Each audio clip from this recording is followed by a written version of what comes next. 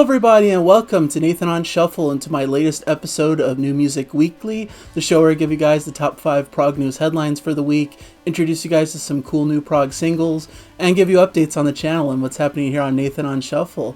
Excited to be with you here today. It's August 9th, 2025. I admittedly have missed the past couple weeks due to various circumstances.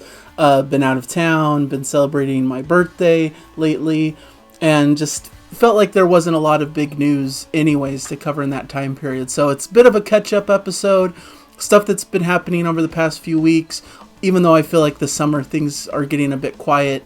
But I think there's still some really interesting things to talk through. So might be a little bit of a jam-packed show. We'll see. I'll try to go through the items fairly quickly. Hopefully you'll forgive me if, I'm just trying to remember all of these details for all of these things because there's a lot to go over and a lot to remember. So let me get into it. First of all, what I like to talk about at the top of these shows is some of the newest releases that have come out over the past couple weeks. So on July 25th, there was the release from Agropelter called The Book of Hours. This is a new release from Laser's Edge label. Ken Golden over there has been promoting this one quite heavily, and it's a really great instrumental classic prog album. Has a bit of its toes in that Norwegian prog scene as well, and just great vintage keyboards and just great cool vintage sounds. So definitely recommend it. I'll be talking about it in an upcoming show, so stay tuned for a little bit more on that one. On July 28th, there's the release Ambient Den. This is a self-titled album by a new group, a new configuration of musicians headed by Ben Craven, who's been a notable figure, pretty much one of these kind of one-man band type people who does all the instruments himself. But in this project, he's actually brought about 2 other musicians to create more of a band feel. Very like classic Pink Floyd, very spacey, has a lot of that feel to it, but it's just really excellent. Discipline came out with their album Breadcrumbs August 1st. Cool new entry in their catalog, kind of a US-based art rock / prog band, kind of evoking the classic kind of arty sensibilities of Genesis, but in their own unique way. Crown Lands on August 1st released their Ritual 2 EP, which I'll talk more in depth about in an upcoming news item. ACT released their latest EP called Eternal Winter, a great prog band. I believe they're Swedish and just have this kind of cool power prog pop kind of sensibility, but it's really great stuff. Probably we'll be talking about that on the channel soon as well. But jumping into some of the biggest headlines that I've seen across the internet. First of all, Steven Wilson is to host the Progressive Rock Show on SiriusXM. So this is cool, a new radio show based on progressive rock, hosted by Steven Wilson, who's one of the most notable figureheads in progressive rock today. It premiered August 6th. I guess it's already happened a few days ago. And it promises a deep dive into the genre's ever-evolving landscape, drawing from a lifetime immersed in forward-thinking music, whether with his groundbreaking band Porcupine Tree, a genre-defining solo career, or collaborations across the prog spectrum. Wilson is uniquely positioned to guide listeners through the outer edges of rock's most ambitious sounds, spotlighting not only the classic architects of prog rock, but also the experimental voices pushing the boundary today. So I think it's going to be a great show, a great spotlight for progressive rock. It's well known that I'm a big fan of Steven Wilson, and his taste in music in particular I think is really eclectic and really interesting. So I think he's the perfect person to kind of spearhead a new progressive rock radio show. If you're a subscriber or have SiriusXM, this is definitely something to check out. Item number 2, David Gilmour's Live at the Circus Maximus, Rome. A live film is in theaters September 17th, and also a live Blu-Ray / DVD coming out October 17th. So basically like 2 releases for the price of one here. David Gilmour's live album and film entitled The Luck and Strange Concerts, and Live at the Circus Maximus, Rome, capturing his 2024 Luck and Strange tour. Of course, David Gilmour is well known to everyone watching this, I'm sure. One of the legendary members of Pink Floyd, and just had a solo album out not too long ago, which is what this tour was all about. So definitely worthy releases to look into, and I'm putting one of the tracks on my Prog singles list, early track release that they released from this upcoming live set. So Live at the Circus Maximus will also be released on 2 Blu-ray and 3 DVD sets with bonus unseen footage, and the full The Luck and Strange concerts mixed in 5.1 in Atmos on 17th of October. So the concerts.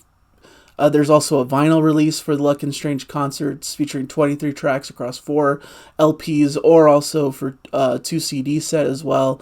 Recorded at selected shows from the tour, blending solo tracks with David's most recent album, as well as classic Pink Floyd anthems as well. So should be a fantastic set, fantastic to watch. And if you are available near a theater, then the live concert should be a cool thing to watch in theaters September 17th, with the releases coming out October 17th. So cool stuff there. Just wanted to highlight that since I know I have a lot of fans who love David Gilmour out there. I want to talk a bit more about Crown Lands for item number 3. They've launched Ritual 2, as I mentioned, in the new releases category.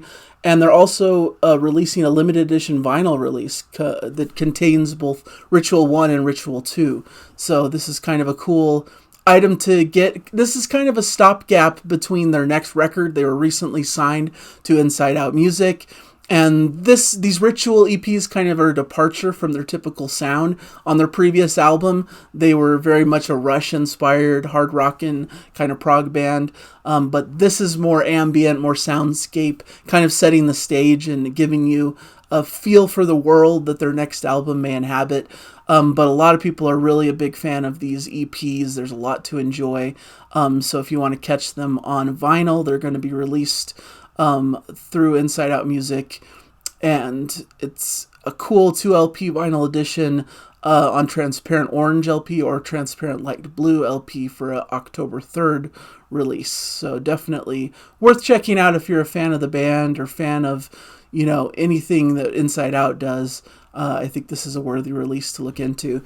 I wanted to mention this at item number 4 here. King Gizzard and the Lizard Wizard, who I've talked about on the channel a little bit, have pulled their music from Spotify, which I thought was interesting. There's a couple of bands who have been doing this in protest of the company's CEO, his investment in military technology, which people believe is just not,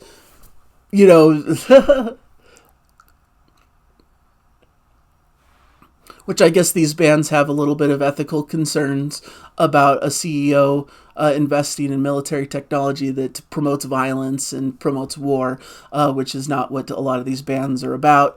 And there's also been a lot of controversy about Spotify not paying their artists fairly. So a lot of people leave Spotify for that reason as well. A lot of people are not into the streaming platform as a whole and try to take their music and want to sell it as physical media instead. So there's a lot of controversy and a lot of things going on in the streaming music space, which I think was worthy to talk about. And I kind of plan to talk about in a near show coming up in the future about my listening habits, about, how I deal with streaming versus ownership of physical media and all of this stuff, and just what I've been thinking lately about how I'm going to collect music and listen to music and my whole approach, which I'm constantly rethinking and trying to figure out the best method. But I just thought this was another interesting news item in regards to the streaming wars towards what's happening in Spotify, and a notable prog band or, prog adjacent band and their activity of what they're doing with Spotify here. And for the final news item proper, I wanted to mention, I always talk about Big Big Train. They're one of my favorite bands, premier prog band from the UK. They've announced that their trumpeter, Paul Mitchell, is now a full-time member. Trumpeter, vocalist, and percussionist Paul Mitchell. He's been performing with the band live since 2024, when the band's brass ensemble stepped back from performing live with the band. He made his debut at the band's Night of the Prog Festival appearance in Germany, and has subsequently performed live over 30 times with the band. So it's nice to see that he's now a full-fledged member. I believe he's going to be involved in their upcoming studio record as well, and going to be playing on their upcoming shows coming up next year. The UK warm-up show ahead of Cruise to the Edge next year as well. So should be a really cool experience. Mitchell is going to be on the upcoming live release, Are We Nearly There Yet, as well as on the new studio album, as I mentioned. So cool to have a new full-fledged member of the fold of Big Big Train, which is a wonderful group, kind of almost a modern-day super group of progressive rock at this moment. So I wanted to mention that. And I have several quick hits I wanted to touch down on really quickly. Vandergraaf Generator frontman Peter Hamill is set to have his Charisma and Virgin Records output remastered and released as a massive 20-disc box set. The Charisma and Virgin Records 1971 to 1986, releasing on September 26 and containing 13 albums from the original master tapes. So that's really notable. Yes guitarist Steve Howe is reissuing 2 of his solo albums, 1999's Portraits of Bob Dylan and 2001's Natural Timber, on September 12th on CD and also vinyl for the first time through his own Howe Sound label. Thought that was cool news. A live 1975 orchestral version of Mike Oldfield's 1974 album Hergest Ridge is going to be released. The original broadcast of Hergest Ridge, featuring David Bedford's arrangement of the album, featuring Steve Hillage on guitar, is being released through FM Concert Broadcast Limited label on September 5th to coincide with the recent 50th anniversary reissue of the album. So that should be cool. It's taken from a September 5th performance of Oldfield's second album at Kelvin Hall, Glasgow, with the Scottish National Orchestra. So I thought that was a notable, interesting release coming up. King Crimson have announced new reissues of In the Wake of Poseidon and Lizard on CD, with a 20-gram vinyl reissue for Lizard as well. All the reissues will be released through DGM Panegyric on October 24th. Thought that was cool. Being released with all kinds of bells and whistles, CD and Blu-ray, new mixes of the album in Dolby Atmos, 5.1, DTS HD, MA, surround and high-res stereo by Steven Wilson, new elemental mixes of 4 of the tracks in high-res stereo by David Singleton. So definitely worth checking out. Another interesting thing, It Bites frontman Francis Dunnery has left the new Asia featuring John Payne lineup after just one gig. He announced that it just wasn't his kind of thing. He just couldn't pick up the guitar parts like he thought he could. And it's interesting because there's basically 2 configurations of Asia apparently right now. There's the version that's making a new album that's like Jeff Downes' version of the band, with, I think John Mitchell is over there, Virgil Donati, some really cool figures kind of making up this new Asia. But then there's this version featuring John Payne and apparently Francis Dunnery, who has now decided to leave the project, just couldn't hack it with the band apparently. But he is going to be, I believe, on a studio album that they've been working on. So seems like it was an amicable split, so it wasn't any bad blood, but I just thought it was really interesting that he just had to leave the group. He wasn't gelling with the material after just one gig with the band. And then finally, the Alan Parsons Project's second studio album, 1977's I, Robot, is to be reissued in various formats through Cooking Vinyl on October 18th. The expanded CD release includes a new 2025 remaster of the original album by Miles Showell at Abbey Road Studios, along with 4 additional bonus tracks and a fully illustrated 12-page booklet containing sleeve notes featuring quotes from Alan Parsons and Eric Wolfson, as well as lyric sheet. Also released on various vinyl formats, including 180-gram classic black vinyl and limited edition clear vinyl featuring half-speed remasters by Showell at Abbey Road. So should be a cool release. So a bunch of different things I just wanted to pick up and talk about from some notable prog bands that I thought you guys might enjoy, some upcoming reissues and different releases and things. So now onto the singles list, which is super massive as well. I'm going to try to go through these quick. I know this is kind of a long episode, but many of these, I actually had like 5 singles that I put on my list from the previous couple weeks, but then I've added 5 more tracks for this week, so it's a pretty expanded list here. But I wanted to mention ACT's track The Family from their new EP Eternal Winter. I talked about that in the new releases section. I love ACT. This is a great track to listen to get kind of a feel for their new EP. I believe they also released another single since called Home, so both of those tracks are definitely worthy to listen to. As I mentioned many times throughout these shows, I put together a YouTube list that contains all these singles, a playlist that you could just watch through and kind of get a feel for the latest singles on that. I link it in the description, so be sure to check that out. I also want to talk about Between the Buried and Me. They had a track called Absent Thereafter. Caution, if you're not into the heavy growling vocals, there's definitely quite a bit of it on this track. This is from their upcoming album, The Blue Nowhere, releasing September 12th. And kind of a cool, like almost country western kind of vibe to some of this track that gives it a unique edge. Kind of a fun track there.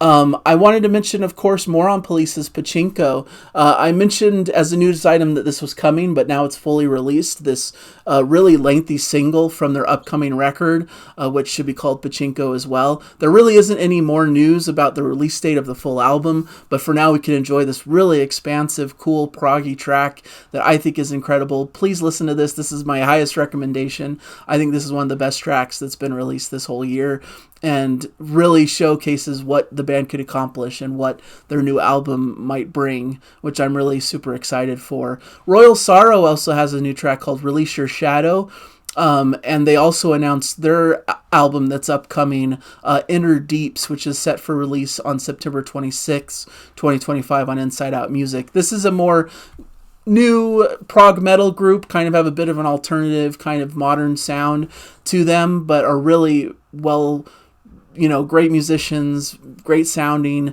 records, and just fits perfectly into the kind of newer Inside Out aesthetic with all these newer kind of prog metal groups. I also had Bioscope, which is a collaboration between Steve Rothery and Thorsten Quaschning. This is called Gento, kind of a more ambient, soundscapey kind of feel for these maestros of their different musical worlds. Guitar maestro Steve Rothery with electronic composer Thorsten Quaschning, known for his work with Tangerine Dream. That album is going to be released soon. This is the title track from it. The album is coming out August 22nd. So a cool project to look forward to. You can pre-order it. It's available in a variety of formats as well. I have David Gilmour's track Sorrow from that live project that I was talking about earlier, live at the Circus Maximus Rome. Asymmetric Universe, another Inside Out group, has a new track called Feather on a Glass. This is more modern instrumental progressive metal, has a bit of a jazzy touch to it in this track especially. Their new album, A Memory and What Came After, is coming out August 29th, so please check out this track, and you can already go ahead and pre-order the new record if you are so inclined, but really great instrumental prog metal that I really found a lot to enjoy from. Also, a couple quick hits here. Beat, the project between Adrian Belew, Tony Levin, Steve Vai, and Danny Carey, who are doing like King Crimson music from the 80s. They have a new release coming up, and they released a track from it called Frame by Frame, of course, classic King Crimson track, so you get to see the live version of it from this configuration of musicians, and the new Beat Live album will be coming out September 26th in a variety of different formats as well, so you can check out that. A to Z has a new music video out for Now I Walk Away, kind of a power ballad feel. This is a hard rock group with members from Fate's Warning. They had their album come out last month or a little while ago, A to Z Squared. Brilliant sophomore album. Kind of not typically the music I enjoy, honestly, but I think there's a lot to love about that record, so definitely check it out. And then Isles have a new track called Blue Skies. This is a Chilean prog rock quintet, and this is their first song with their new vocalist Boris Cedar. So another great modern prog, verging on metal kind of track, but really accessible, and I think many of you would like it. So that's what I have for you, kind of a big list of items. Hopefully you enjoyed some of it on today's show. As for this channel itself, it's been a little bit quiet recently. I did my big 25 Best Prog Albums of All Time series throughout the month of July. So I did the final part of it. It released about a week ago or so. So I definitely recommend checking that one out. I guess it released more like 2 weeks ago at this point. But if you haven't checked out that series, I put a lot of work into it and talk about the 25 best prog albums of all time, according to some objective metrics and also my own personal preferences and taste, but I talk in depth about it in that series, so I don't need to rehash it here. But if you're interested to know those top albums, please check that one out. I did a Prog Song Shuffle episode with Jana last Sunday, Jethro Tull's Minstrel in the Gallery. We're kind of resuming our Sunday episodes. We kind of took a little bit of a break. We experimented with putting videos out on different days of the week, but I think it's best to just have our home on Sundays for people to know what to expect and to look forward to it. And I got quite a few comments of people who kind of missed our Sunday content. So there's going to be another one on tomorrow featuring kind of a more modern Yes track, if that's kind of a fun teaser. So that should be a fun episode, and there should just be regular episodes with Jana every Sunday from this point forward. And I'm going to be starting to get back into like reviewing new music. It's been a while. I know I haven't really heard a lot that's really excited me in the past month or so, but I'm going to do a bit of a roundup of like the albums that I've really enjoyed over the past month and a half. And so I wanted to focus on that, kind of the first good albums of this quarter that deserve some featuring. So that's kind of what I'm going to be talking about this upcoming week. I hope to put that show out about Monday or Tuesday, kind of this July spotlights episode. So hopefully you enjoy this. Hopefully you're excited about what's to come. There are some big albums coming. I know it's been a bit quiet in July leading into August, but coming, September, October, the big releases are coming up. And I'm excited to keep talking to you guys, and hopefully you're enjoying these episodes and are sticking with me. And I really appreciate all of your support and everything I see from the channel. It's really been growing well, and I've been really excited to see that more and more people are enjoying the channel. I think that 25 Best Prog Albums series really helped boost the channel a bit, so I'm going to be looking into doing more series kind of along that vein, because I think people like to see that. I might be doing a more modern prog version of that, which I think would be really fascinating and fun to put together. So thank you guys so much for your support and for watching, and I hope you guys will stick around and tune in next week for more weekly news updates. Thank you guys. Enjoy the music. Bye, everybody.